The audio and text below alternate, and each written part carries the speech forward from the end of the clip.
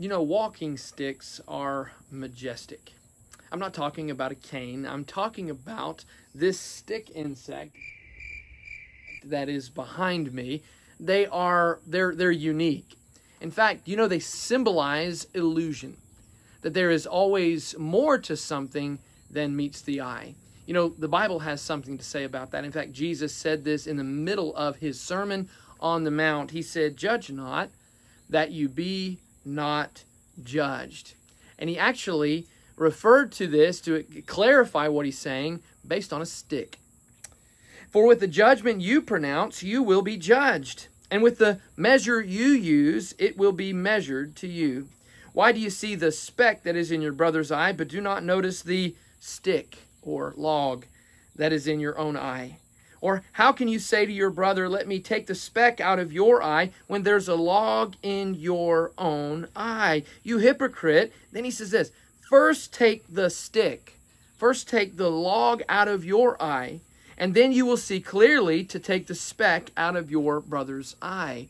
Jesus doesn't want the speck in your brother's eye, and he doesn't want the log or the stick in yours.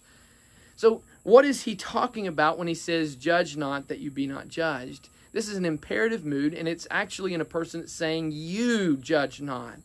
See, this is in the middle of the Sermon on the Mount. Jesus has already established the judgment. He says, "You have heard that it was said, 'You shall not commit adultery,' or you have heard that it was said, when whoever divorces his wife, let him give her a certificate of divorce. Or you've heard that it was said to those of old, 'You shall not swear falsely.' Or you've heard that it was said, 'An eye for an eye and a tooth for a tooth.'" Every time Jesus says, "But I say to you, but I say to you, but I say to you," Jesus has laid down the judgment. So when Jesus is saying, "Judge not, that you be not judged," he's saying it's not about your judgment. It's not about my judgment. It's about what Jesus has said. So there's going to be righteous judgment. In fact, it's the words of Jesus that will judge us on the last day. So there are things that Jesus has established that are right and are wrong.